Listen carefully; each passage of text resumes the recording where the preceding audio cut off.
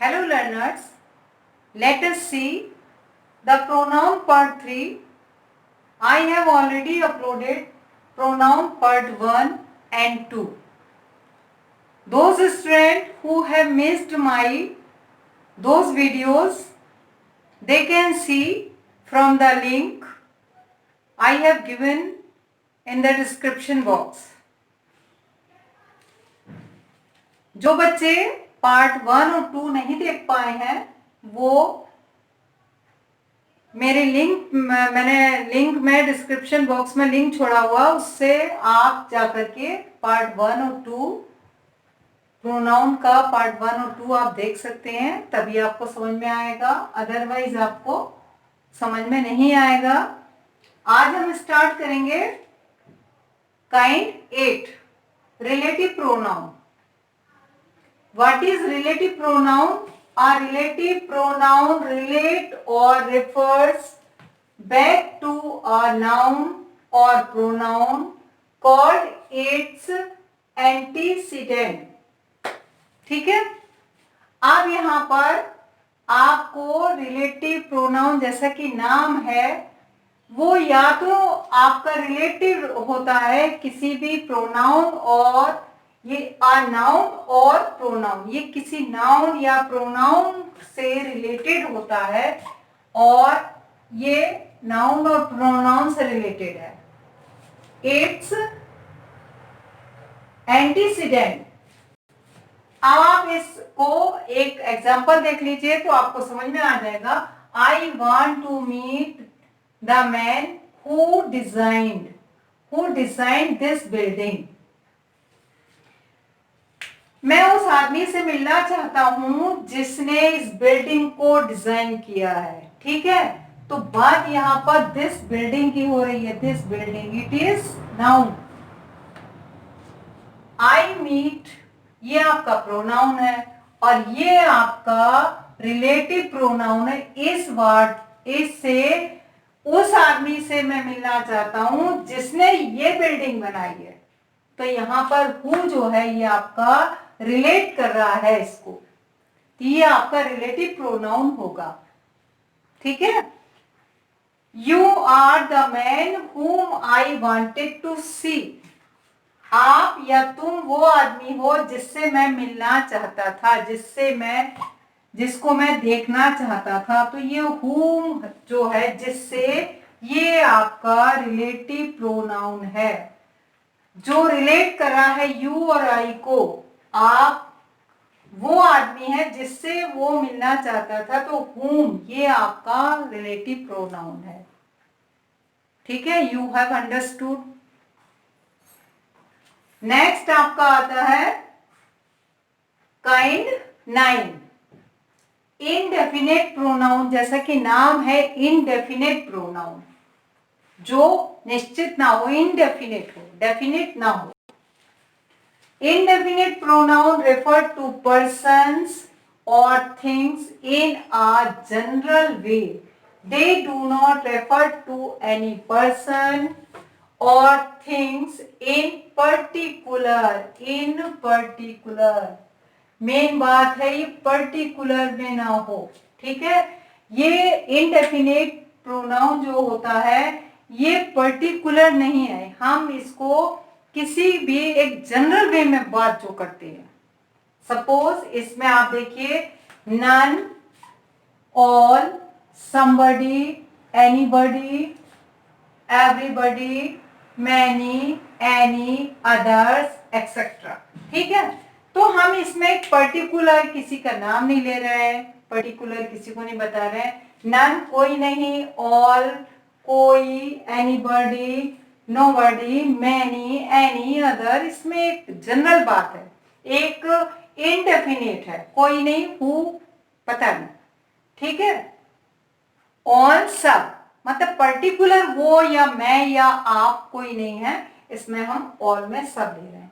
तो जहां पर हम इनडेफिनेट वर्ड्स का यूज करते हैं वहां इनडेफिनेट प्रोनाउन का अनिश्चित काल सर्वनाम या अनिश्चित सर्वनाम इसको बोला जाता है, इसका यूज किया जाता है। तो ऐसे वर्ड से आपके जो कंपटीशन वाले एग्जाम में आते हैं, तो इन वर्ड्स को आपको विशेष याद रखना होगा। ये वर्ड्स आपके एग्जाम में आते हैं, और अगर ये पूछ लिया जाता है कि ये कौन से प्रोनाउन है, या पिक आउट द प्रोनाउन, उसमें भी आपको कि ऑल दे दिया, समबडी दे दिया या नन दे दिया कि ये कौन सा प्रोनाउन है, ये भी होता है। ठीक है, और जो आपके क्लास से सिलेबस से रिलेटेड होते हैं उसकी भी पहचान है कि आपको इनडेफिनेट प्रोनाउन में ये वाले वर्ड्स का यूज होता है।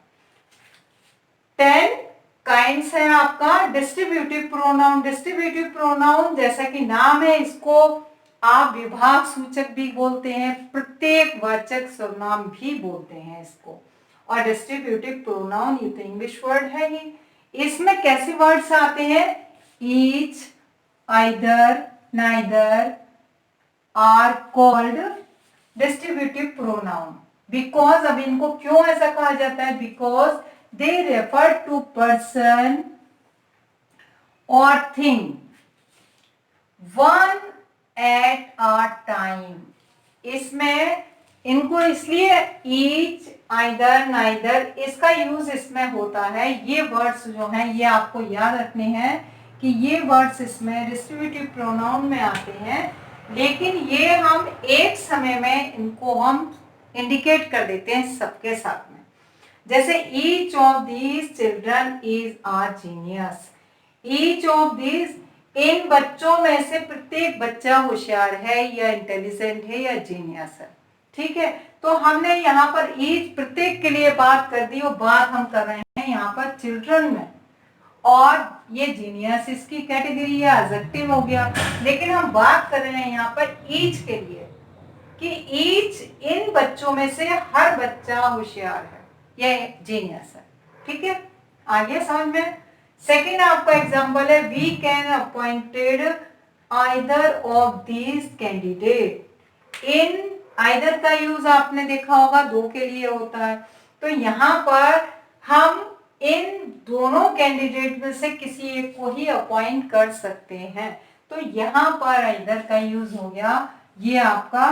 तो हम इन दो में से किसी एक को ही यूज कर सकते हैं। हम यहाँ पर एट ए टाइम हम दोनों के लिए कह रहे हैं, लेकिन हमें पता नहीं है कि हम इसमें से आइदर में से किसको चूज करेंगे। तो ये आपका डिस्ट्रीब्यूटिव प्रोनाउन या प्रत्येक, यानी प्रत्येक पे हम एक वो रखे हुए हैं, लेकिन पता नहीं किसको हम कर सकते हैं। I don't know about it. You are the man who, ये आपका ऊपर का मैंने बता दिया, रिलेटिव प्रोनाउन का ये आपका एग्जाम्पल है।